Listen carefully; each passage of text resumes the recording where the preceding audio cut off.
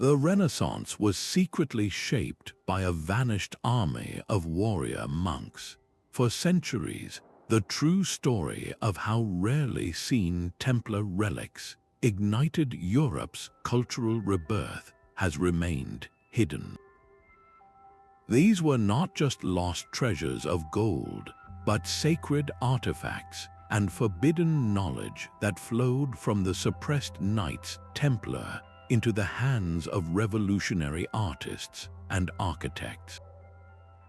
You are about to discover the invisible threads connecting these outlawed knights to the masterpieces of Florence and beyond. How did sacred geometry from the Holy Land find its way into the dome of a cathedral? Why do the paintings of Botticelli and Leonardo contain coded symbols from a destroyed order? By the end of this journey, you will see the entire Renaissance in a completely new light. What does it mean for a single idea to survive in the shadows and change the world? These warrior monks built a financial empire unlike any other. While kings fought with armies, the Knights Templar mastered the flow of money itself. Their network of preceptories and temples functioned as the first truly international banking system, allowing a pilgrim to deposit funds in Paris and withdraw them in Jerusalem with nothing but a letter of credit. This logistical genius was the perfect vehicle for moving more than just currency. It was a conduit for their most prized possessions, items whose value was measured not in weight but in meaning.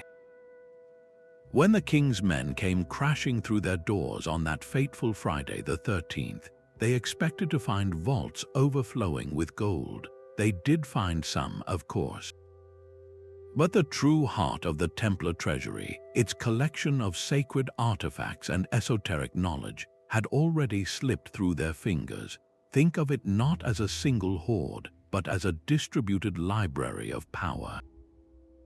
These were objects like a supposed piece of the true cross, or ancient texts on geometry and architecture, rumored to have been discovered in the ruins of Solomon's temple. Their value was incalculable to the faithful, and their symbolism was a form of authority. This was the capital that truly mattered, and its secret dispersal created a ripple effect across Europe. The gold funded a king's short-term ambitions, but these hidden relics would fund a revolution in the human spirit. This hidden knowledge needed a new language of stone and light. Among the most potent Templar relics were not golden chalices, but architectural blueprints for a new world. These were not simple building plans. They were encoded designs based on sacred geometry, a system of harmonic proportions and symbolic ratios believed to mirror the very mind of the Creator. The Templars had studied structures like the Dome of the Rock in Jerusalem, absorbing principles of geometric perfection that were largely unknown in medieval Europe. When their order was shattered, the guardians of this knowledge, the master masons and architects, became refugees of a lost science. They carried this intellectual treasure into the rising city-states of Italy, where a new age was waiting to be built. Florence was the perfect crucible for this fusion. The city had a massive, unfinished cathedral with a gaping hole in its roof, a problem no one knew how to solve. Then came Filippo Brunelleschi. His brilliant design for the dome did not rely on flying buttresses, the standard solution of the time. Instead, it used a revolutionary double shell structure, herringbone brickwork, and a profound understanding of weight and stress. The geometric principles underpinning his work, the precise ratios, and the very ambition to span such a vast space, echo the advanced engineering found in forgotten Templar treatises. This was more than architecture, it was a statement. The geometric purity once reserved for the round chapels of a suppressed military order was now soaring over Florence, a public declaration that divine order could be reflected on earth through human genius and stone and mortar. This was the first great whisper of the Renaissance, a silent collaboration across a century, changing the very skyline of Europe and setting the stage for an even more personal revolution. A second kind of relic was not carved from stone but inscribed on parchment, tucked away in the civic archives of Siena and the papal libraries of Avignon are fragmented ledgers and coded manuscripts that hint at a shadow network of artistic patronage emerging just after the Templar suppression. These rarely seen documents list anonymous benefactors providing staggering sums for specific projects, often with unusual conditions attached to the artwork's symbolism. The payment methods themselves are a telltale clue, utilizing complex letters of credit and transfer systems that mirror the sophisticated financial apparatus the Templars had perfected. It was a ghost continuing to operate long after the body had been destroyed.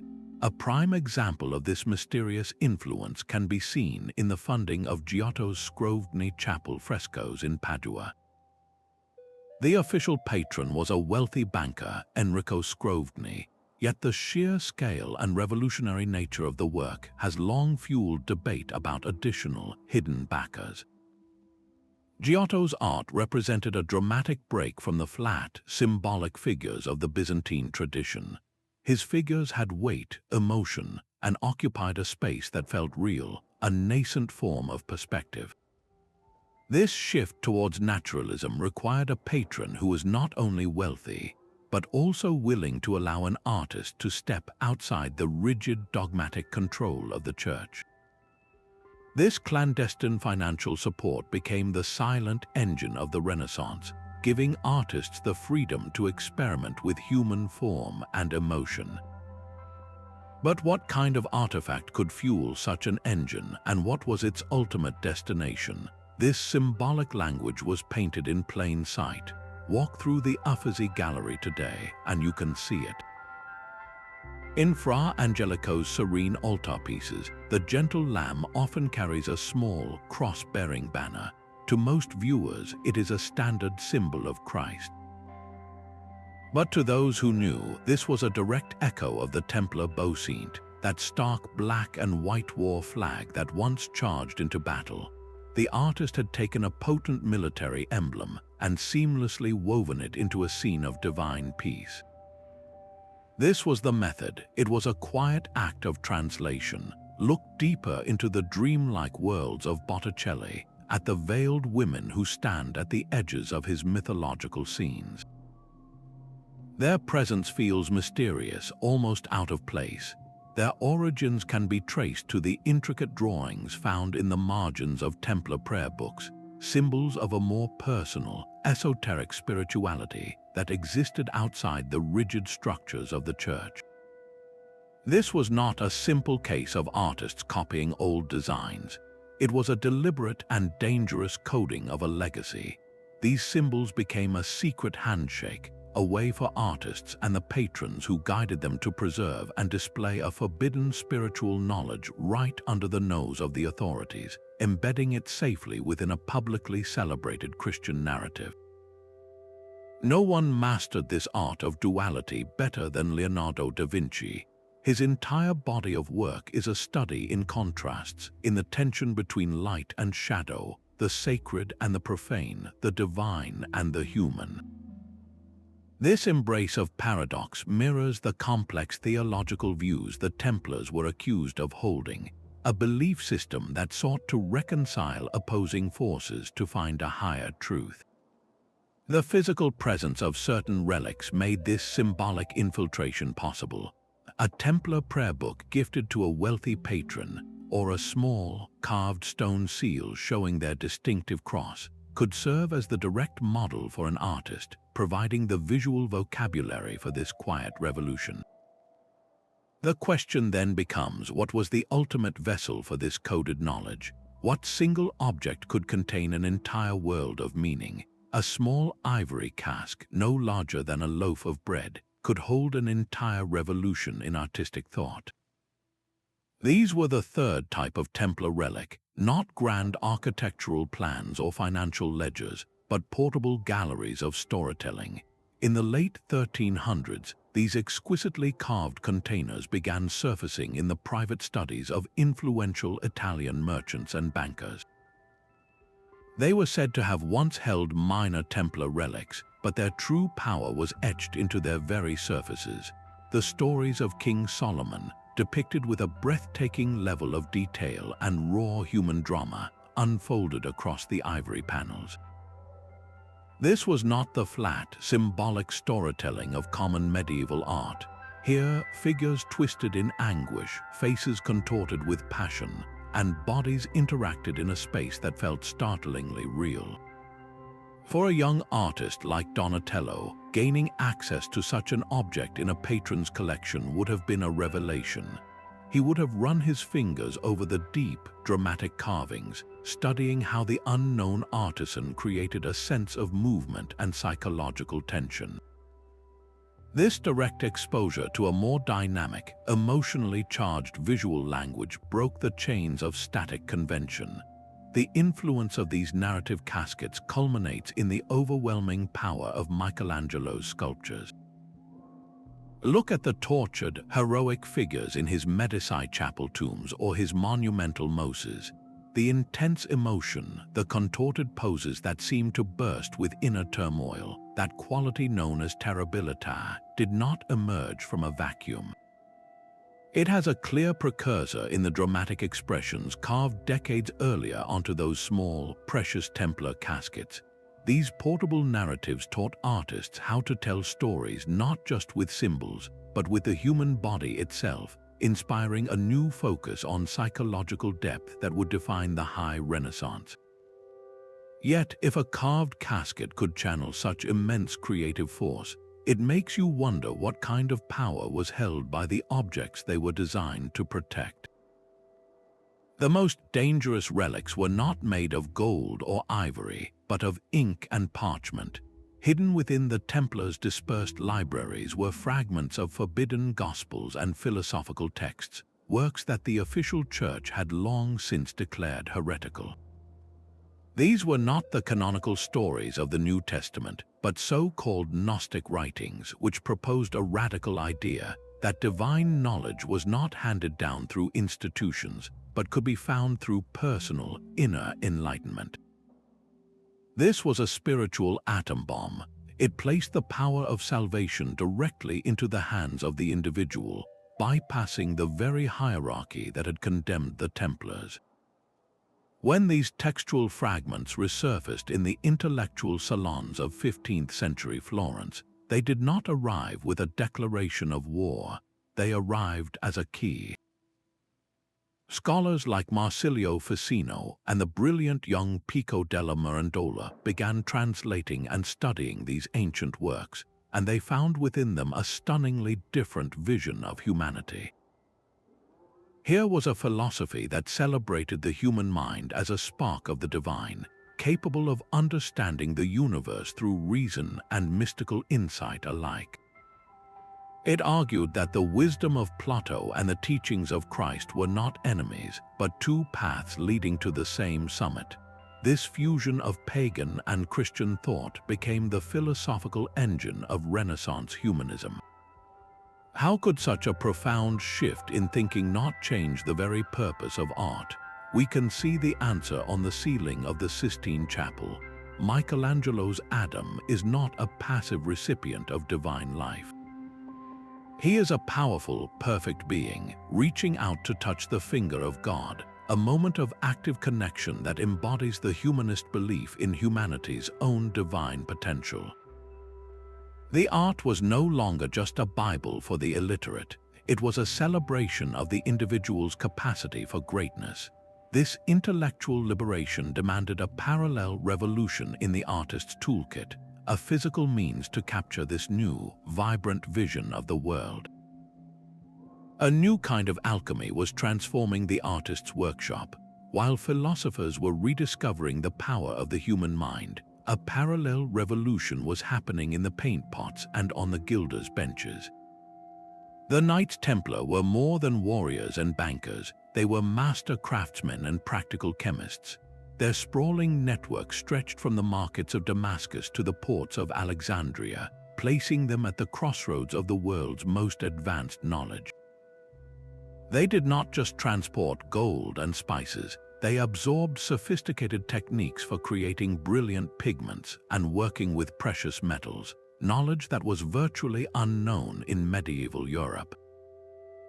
When their order was dissolved, this practical wisdom did not vanish. It seeped into the artistic bloodstream of Italy. Stashes of rare raw materials like deep blue lapis lazuli from Afghanistan and vibrant red cinnabar, along with the complex recipes for turning them into paint, found their way into the hands of emerging masters. The most stunning evidence of this transfer is the color that defines the early Renaissance, the celestial blue of the Virgin Mary's robe. This was ultramarine, a pigment more precious than gold, made by painstakingly grinding lapis lazuli and purifying it through a secret alchemical process. Before this knowledge spread, such a radiant, stable blue was a rarity. Its sudden, glorious prevalence in works by artists like Giotto and Duccio signals a breakthrough, a technical inheritance that gave painters a color worthy of heaven itself. The same hidden hand guided the gleam of gold. The Templars had perfected advanced gilding techniques to adorn their own chapels and relics. Look at the shimmering backgrounds of Sienese altarpieces from the early 1300s, at the way the gold leaf seems to capture and hold light with an unearthly warmth. This was not a simple application of metal, but a masterful process involving carefully prepared grounds and specialized tools. This dissemination of material knowledge was as crucial as any philosophical text. It provided the physical means to make the invisible visible. An artist could now envision a more human, more emotional Virgin Mary and had the perfect, enduring blue to clothe her in divine grace. They could conceive of a heavenly light and possess the skill to make real gold radiate from the panel. This technical empowerment allowed their burgeoning ideas to take tangible, breathtaking form. And these luminous new images demanded a new kind of home, a sacred space designed not for fear, but for wonder and personal reflection. The fabric of faith itself became a canvas for a silent revolution. Among the most visually stunning Templar relics to escape the purge were their liturgical vestments. These were not simple priestly robes, but masterworks of textile art, woven with gold and silver threads into intricate tapestries of symbolic meaning. Each fold and pattern was a deliberate part of a complex theological language, telling stories of sacrifice and divinity through the medium of cloth. When these precious garments resurfaced, hidden away in the treasuries of cathedrals like those in Siena or Assisi, they were not merely stored as artifacts. They were studied by artists captivated by their physical presence. The key was in the drapery. The Templar vestments were cut and woven to fall in deep, dramatic folds, creating stark contrasts of light and shadow that gave the cloth a powerful sculptural quality. This was a far cry from the flat, linear treatment of fabric common in earlier medieval art. You can see this profound influence come to life in the work of Leonardo da Vinci. Look closely at the clothing in his Virgin of the Rocks. The robes of the figures are not just coverings, they are landscapes of fabric with deep, mysterious crevices and soft, flowing peaks that cling to the body, revealing its form and suggesting its movement. This was a direct study of how real, heavy, opulent cloth behaves, a lesson learned from examining those surviving Templar vestments. This new mastery of drapery did something extraordinary. It transformed the Virgin Mary and the saints from distant, iconic symbols into figures you could almost hear breathe. The weight of the cloth made them feel physically present, while its flow suggested a life in motion, caught in a moment of divine drama. This theatricality pulled the viewer deeper into the sacred story, making it an immersive emotional experience. But to fully contain this new, dynamic human drama, art needed to invent a new kind of space, a stage where these figures could truly come to life. A new way of mapping the world demanded a new way of painting it. The Templars were not just bankers and builders, they were masters of navigation, their ships crossing the Mediterranean with a precision that relied on a secret weapon, the Portolan chart. Unlike the symbolic medieval maps that showed Jerusalem at the center of a spiritual diagram, these were practical tools for sailors. They depicted coastlines with startling accuracy, charted wind patterns, and presented the world as a measurable physical space. This was a world you built not on faith alone, but on observation and experience. When these rare charts found their way into the studies of Florentine artists, they did more than illustrate geography. They introduced a revolutionary idea that space itself could be rationally understood and systematically represented on a flat surface. The connection is profound. Filippo Brunelleschi, the architect of the dome, famously demonstrated linear perspective by painting the Florence baptistery onto a small panel. He used a mirror and a single vantage point to create a mathematically precise illusion of depth. This was the same intellectual leap the Portolan charts had made, translating the three-dimensional world into a coherent two-dimensional system. Leon Battista Alberti later codified this into a formal theory, giving artists the tools to construct a painted space that felt as logical and real as the world outside their windows. This was not merely a technical trick, it was a philosophical earthquake. Art was shifting from depicting symbols to representing observable reality, a move from a God-centered universe to a human-centered one, where the individual viewer's eye became the anchor of the entire composition.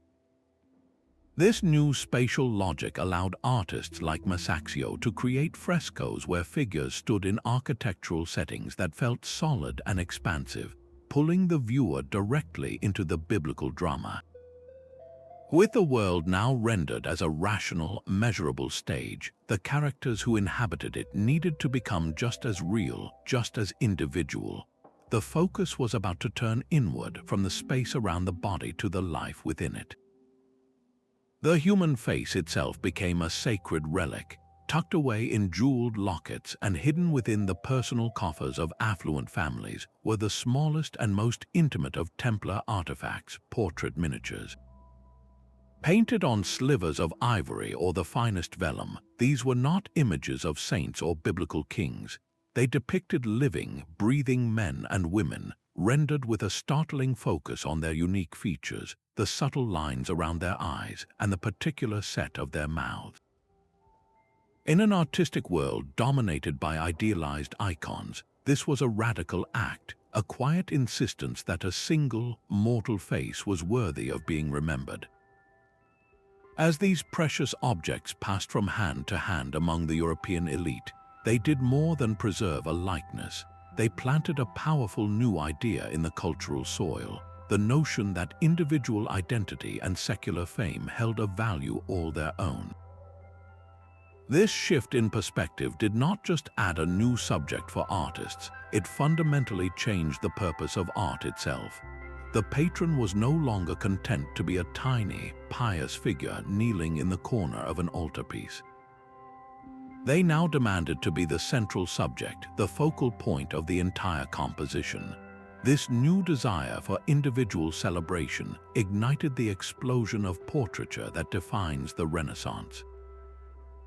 You can trace a direct line from those first, tentative Templar miniatures to the profound human presence in Jan van Eyck's Man in a Red Turban, a painting that feels less like a portrait and more like a meeting with a real, thinking mind.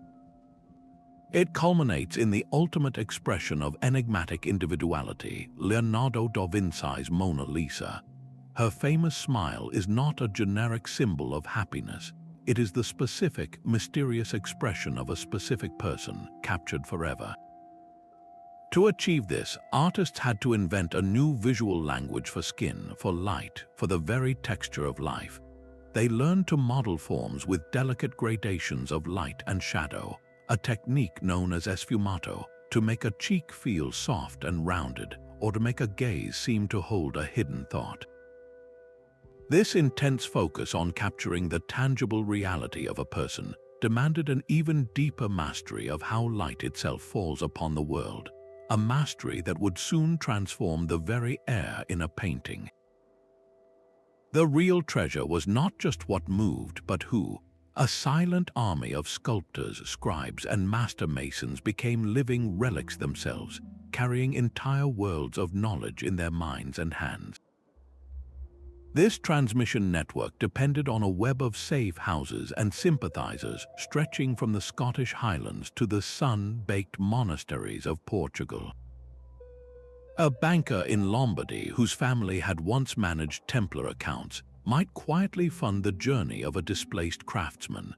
A noble family in Tuscany, holding a private grudge against the French crown, could offer sanctuary within their fortified villas. These were the invisible conduits that kept the flame from being extinguished. Consider a stone carver fleeing the chaos in France. He arrives at a workshop in Siena, carrying no gold, only the memory of how to carve a specific type of archway or a decorative knot pattern he learned while working on a Templar commandery. His new employer, a local artist, sees not a refugee but a master of a forgotten technique. This knowledge is then poured into the marble of a new cathedral pulpit, a subtle signature of a suppressed order now reborn in public art. This diaspora of skill explains the beautiful diversity of the Renaissance. Why does the architecture in certain Portuguese monasteries feel so distinct from its Italian counterparts, yet share a common geometric soul? The answer lies in which specific group of artisans found refuge there, and which particular set of drawings or ideas they carried with them. The network ensured the legacy was not merely preserved, but cross-pollinated, creating a cultural flowering with many different regional accents. This silent, steady work of individuals guaranteed that the Templar spirit was not erased, but patiently woven into the very fabric of a new age. A silver gilt chalice, discovered near Antioch and wrapped in the legend of the Holy Grail, represents a final, potent category of relic. This was not a hidden text or a coded symbol, but a public declaration of sacred artistry, an object whose very form taught a new visual language. When such a vessel, rumored to have been safeguarded by the Templars, was examined by a master goldsmith like Benvenuto Cellini, he did not see an old cup. He saw a blueprint for a different kind of beauty, one where spiritual power was expressed through breathtaking craftsmanship. The chalice's intricate, vine-like patterns and its masterful use of gleaming silver and gold spoke of a sacred world that was organic, luminous, and alive. This lost aesthetic became a direct inspiration for the liturgical objects of the Renaissance. The heavy, solemn altarpieces of the Romanesque era began to give way to a new generation of sacred vessels. Monstrances designed to hold the consecrated host became radiant crowns of delicate arches and finely spun gold, engineered to catch and multiply the light from a single candle. Chalices and reliquaries were no longer just containers. They were miniature architectural wonders, studded with gems and etched with stories, each one a focal point of divine reflection. This was the ultimate fusion of the spiritual and the material. The goal was to use human skill to create an object so resplendent it could capture a fleeting glimpse of heaven here on earth. In this final transformation, the artist was no longer a mere artisan, but a collaborator in the divine, their hand celebrated as a channel for a beauty that could change the very atmosphere of a church and elevate the human spirit. The same financial currents that reshaped Italy also flowed north into the bustling commercial heart of Flanders. In cities like Bruges and Ghent, the Templar legacy manifested not through smuggled relics, but through the raw power of liquid capital. Wealthy Flemish merchants, whose fortunes were often built upon or intertwined with the vast, repurposed financial holdings of the suppressed order, stepped onto the stage as a new breed of artistic patron. These were not princes or popes, but pragmatic businessmen who had inherited the economic machinery the Templars had perfected.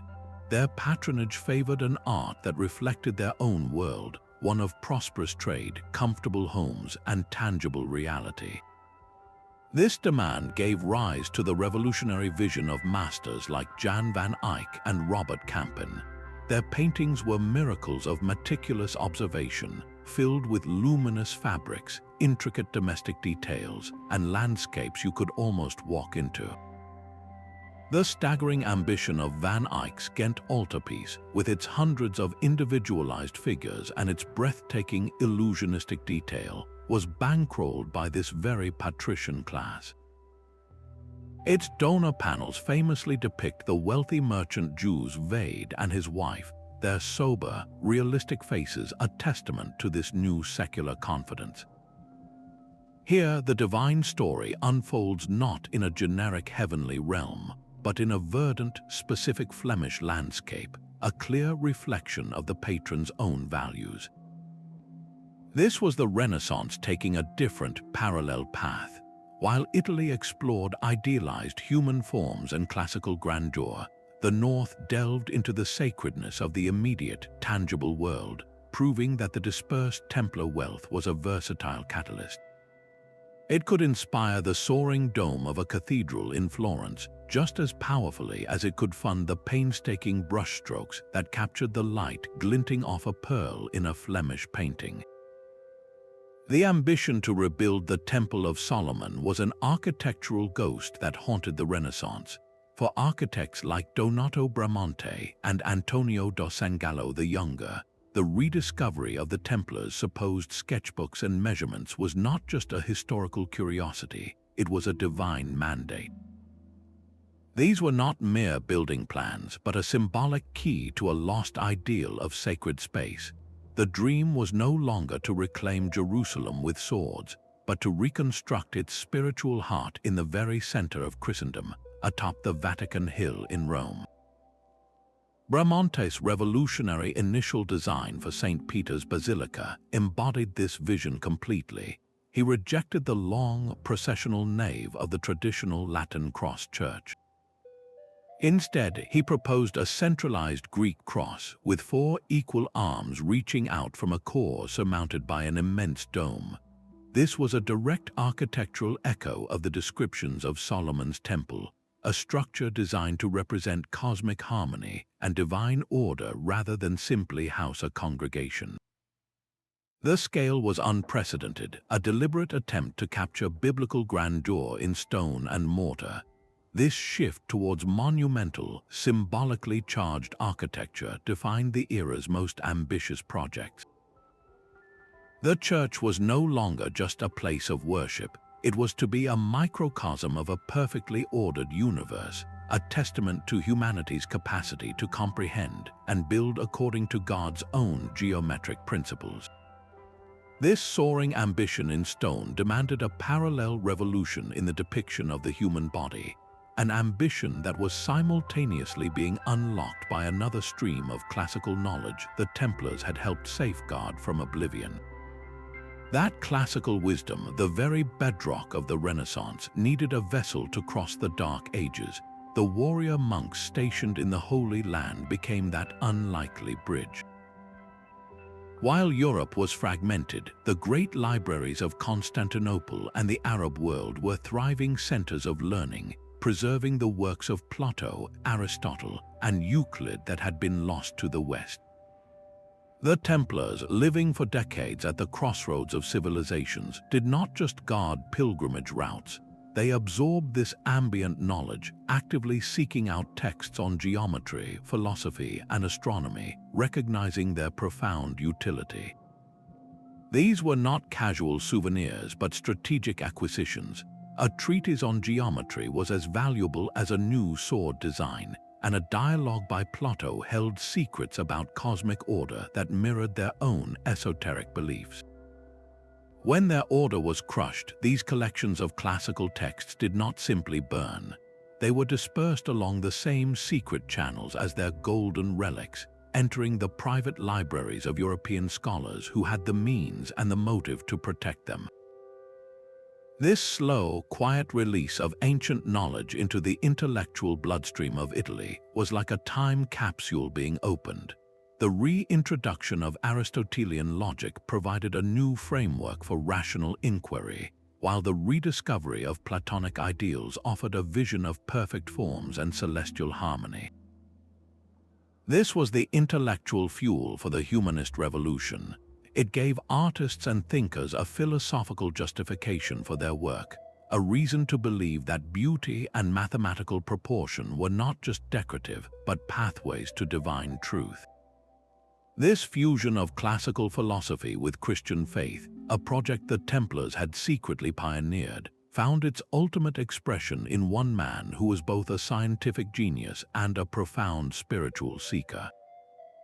Leonardo da Vinci's notebooks are an intellectual storm captured on paper. They feel less like the work of a single man and more like the output of an entire secret academy. A tantalizing theory suggests he had access to a lost master text, a so-called Temple Codex, a compilation of the wide-ranging, syncretic knowledge the Templars had gathered. While this physical codex has never been found, the evidence for its influence is written in mirror script across thousands of pages. Consider the sheer, defiant breadth of his inquiries. He studied the swirling patterns of water, the anatomy of a bird's wing, the geometry of a human heart, and the mysterious smile on a woman's face, all with the same intense reverence. This encyclopedic approach, which saw no division between the sacred and the scientific, mirrors exactly the kind of holistic, forbidden learning the Templars were accused of hoarding. His dissections of the human body were particularly heretical. At a time when the Church saw the corpse as merely a sinful vessel for the soul, Leonardo approached it as a divine machine, a masterpiece of engineering whose secrets could only be unlocked through direct empirical observation. This reverence for the physical world as a direct expression of God's mind was a core Templar idea, one that saw the spiritual and material realms as a unified whole. Even his famous mirror writing can be seen as a direct descendant of the complex ciphers the Templars used to protect their financial records and esoteric teachings from prying eyes. Leonardo was not just an artist who dabbled in science. He was the ultimate flowering of the Templar intellectual legacy, a fearless mind unbounded by dogma, seeking to understand all of creation through both the brush and the scalpel. His work stands as the ultimate testament, proving that when hidden knowledge finds the right mind, it does not just create art, it ignites a genius that can redefine the very boundaries of human understanding. A powerful taboo fell over the Templar name, a silence enforced by the combined might of a king and a pope. To be associated with the outlawed order in the 15th century was not a matter of scholarly debate. It was an invitation to interrogation, imprisonment, or worse. This climate of fear demanded absolute discretion. An artist could not credit a forbidden prayer book for his new style of drapery. A patron could not explain that the funds for a stunning new fresco had been quietly moved through an old Templar financial channel. The true source of these revolutionary ideas had to be hidden, buried under layers of acceptable explanation. Innovation was publicly credited to divine inspiration or the noble rediscovery of Greek and Roman classics, narratives that the Church and state could safely endorse. This strategic obfuscation was a matter of survival, a collective agreement to erase the trail.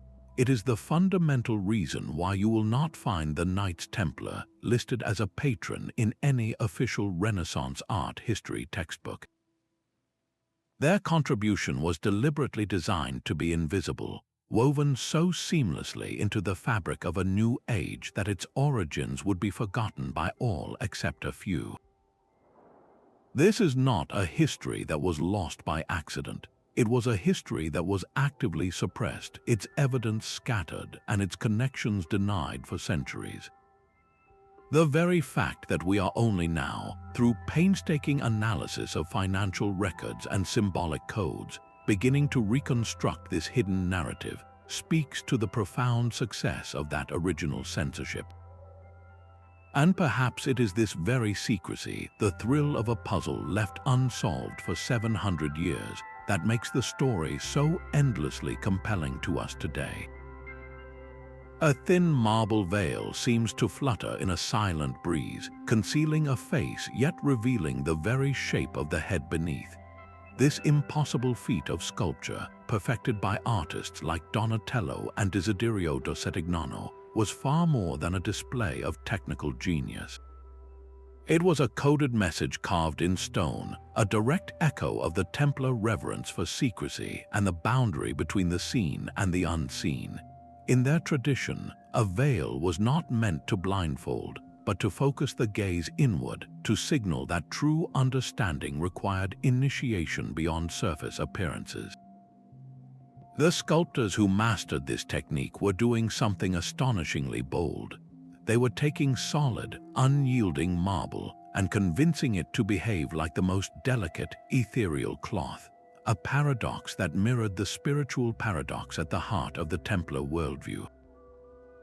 The message was clear: divine truth could be perceived as a soft light through a thin fabric, but its full, blinding source remained just out of view, a mystery to be approached with reverence rather than seized with certainty.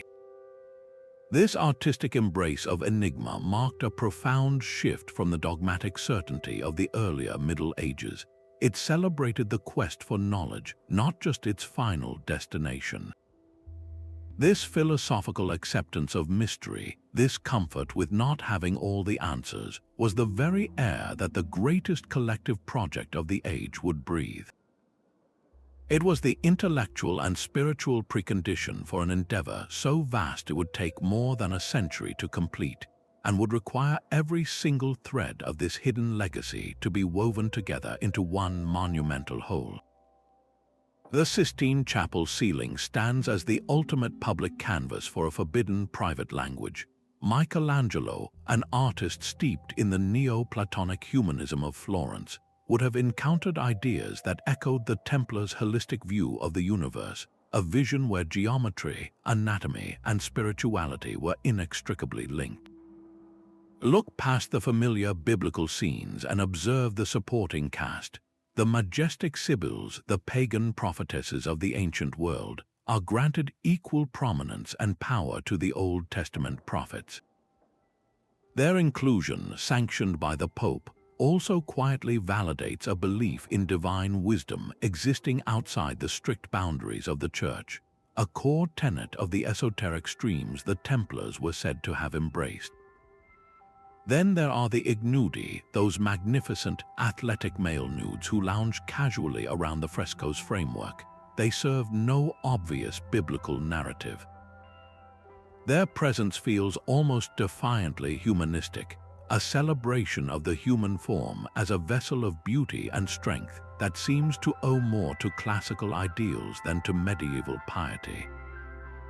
Their powerful, twisting bodies are a direct application of that knowledge gained from studying the human form not as a sinful shell, but as a divine machine, an approach Leonardo had pioneered and that the Templars had risked everything to explore. Even the most iconic image, the creation of Adam, reveals a deeper code upon closer inspection. The shape of the mantle surrounding God and his attending angels mirrors the Precise, Chinese letter, Chinese letter, Chinese letter, Chinese letter of the human brain. Was this a deliberate insertion of anatomical truth into the heart of the creation story, a subtle suggestion that the divine gift was not just life, but the capacity for intellect and reason itself?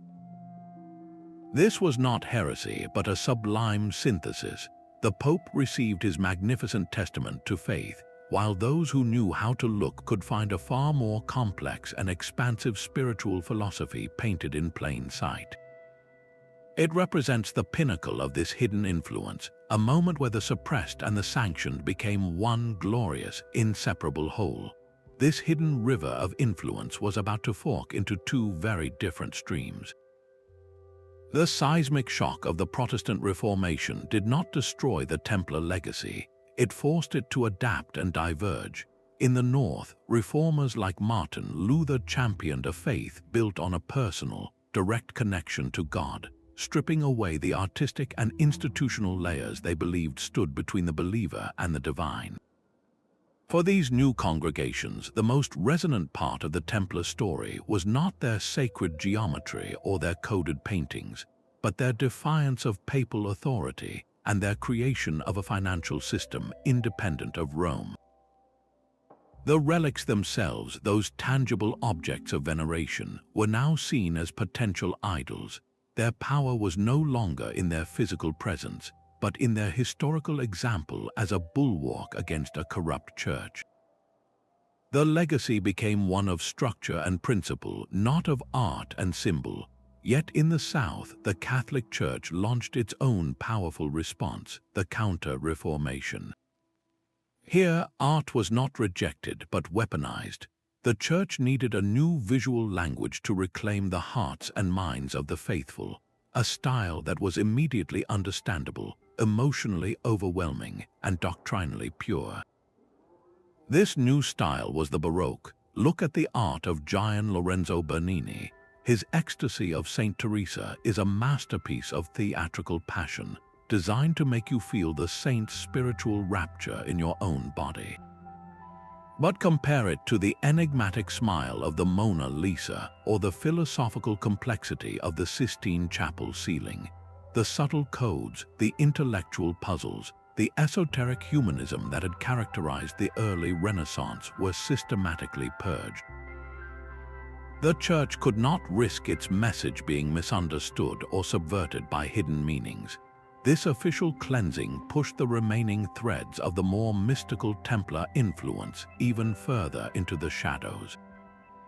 The artists and patrons who still cherished that older, more complex vision had to become even more discreet, embedding their symbols in private collections and personal devotions, where the river of hidden knowledge continued to flow, but as a much deeper, quieter current. The night sky itself became a sacred vault, its stars a hidden map for both navigation and the soul. The Templars did not just use the constellations to guide their ships across the Mediterranean. They saw the cosmos as a living text, a reflection of divine order that could be read and understood. Their round churches, like the London Temple, were often designed as architectural models of the universe, aligning with celestial events and embedding cosmic symbolism directly into their most sacred spaces. This was a knowledge too potent to disappear. When it resurfaced in the Renaissance, it did so on a spectacular scale, painted across the ceilings of Italian palaces for all to see. In the Palazzo Schifanoia in Ferrara, the entire ceiling becomes a breathtaking astrological calendar. Each section is ruled by a different planetary god, its influence cascading down to govern the activities of the mortal world below, from the labors of the months to the decisions of the Duke himself. This was not simple stargazing or frivolous decoration. It was a profound declaration of a unified reality, a belief that the microcosm of human life, from our loves to our political fortunes, was woven into the very fabric of the macrocosmic universe. The same holistic vision that guided a Templar knight's spiritual and practical life now adorned the home of a secular ruler. This cosmic world, you effortlessly blended what we would now separate into science, magic, and religion. It saw no contradiction between observing a planet's motion and believing in its spiritual influence. This seamless integration was the ultimate expression of the syncretic knowledge the Templars had gathered from diverse cultures and protected from destruction.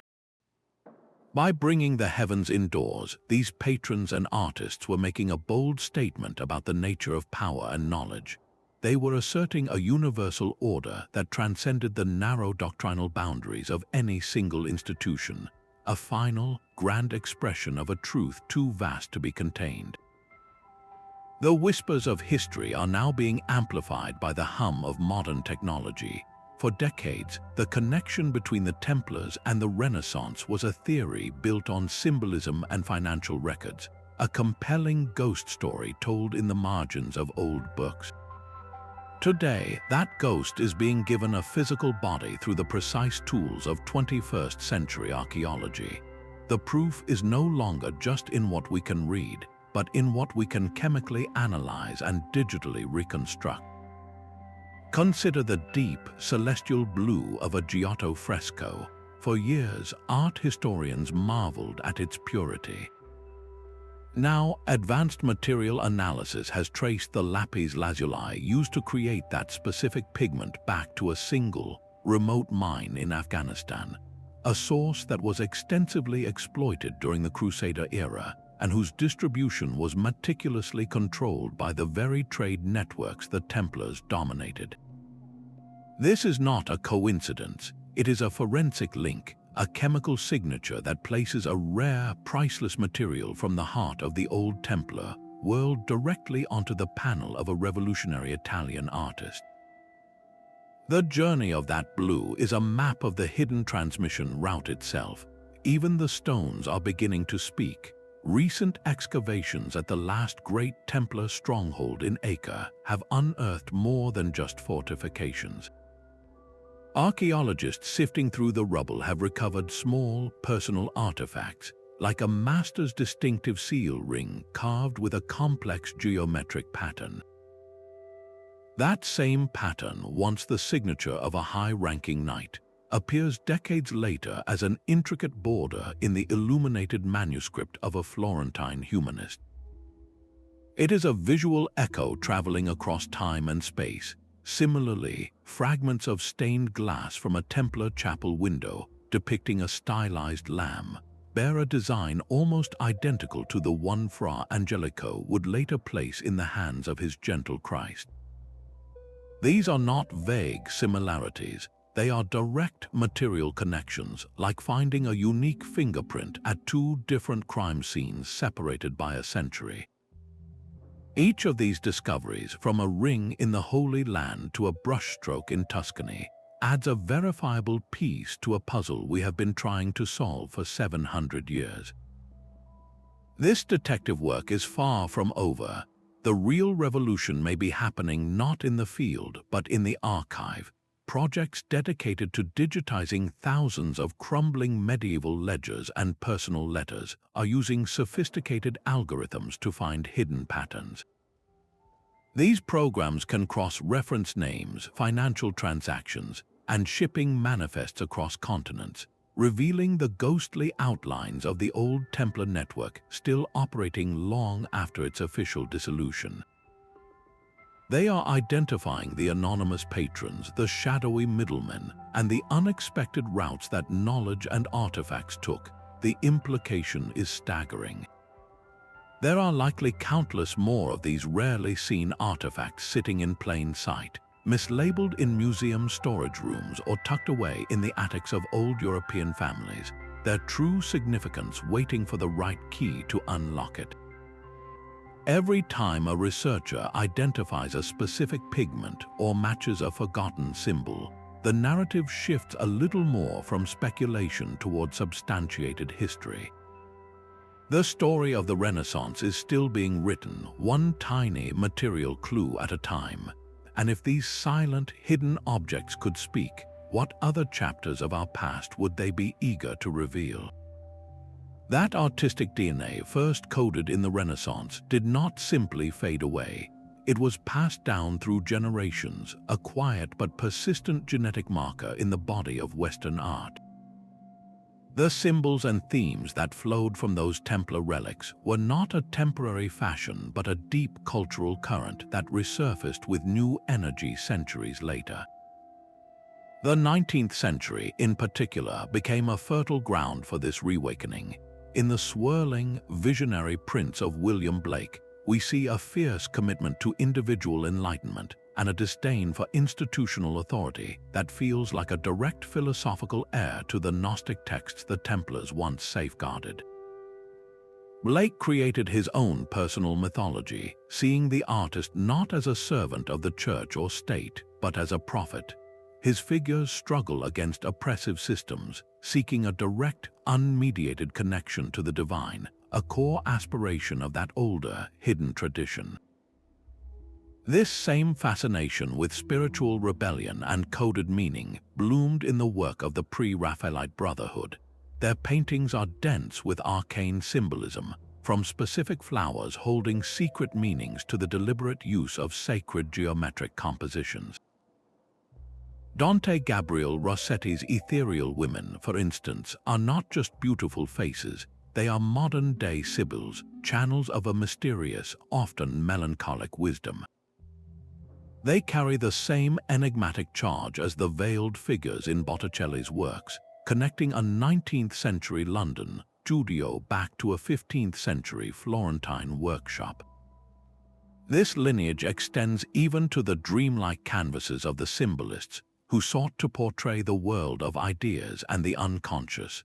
Their art was built on the belief that visible reality is merely a veil for deeper, invisible truths, a concept that would have been profoundly familiar to the knights who revered the marble veil. But the most recognizable legacy is not in paint alone. The romantic image of the lone knight on a spiritual quest, a figure that dominates literature from Don Quixote to the Arthurian revivals, draws its power directly from the legends that grew around the Templars after their destruction. They were reimagined not as bankers or heretics, but as noble guardians of a lost sacred trust.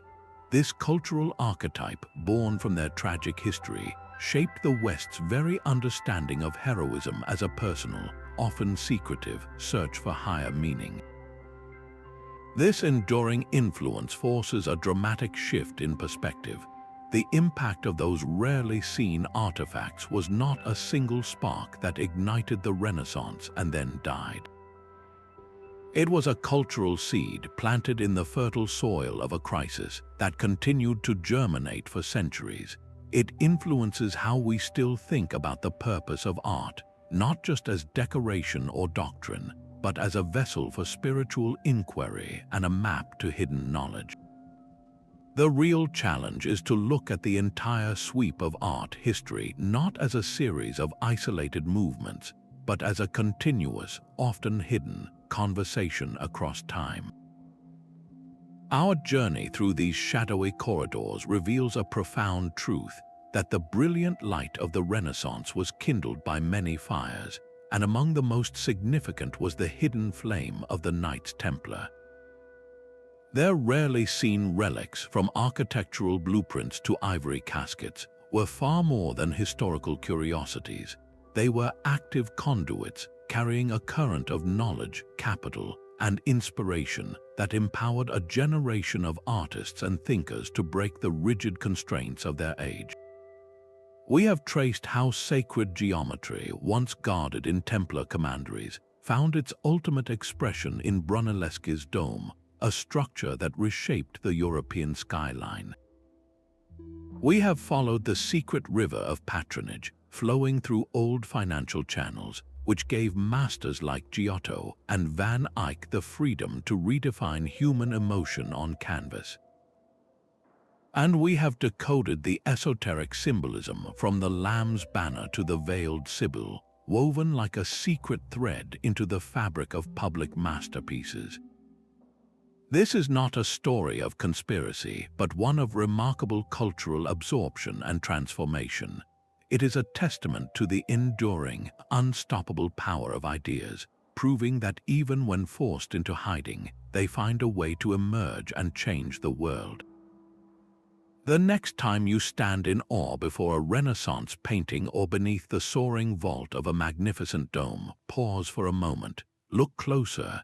You may be witnessing the silent, lasting victory of a persecuted order, their legacy not etched in stone but breathed into the very spirit of human achievement. The true story of art is never just about what is visible on the surface. It is about the deep, hidden currents that carry it forward. What other secrets lie waiting to be discovered in the masterpieces we think we know?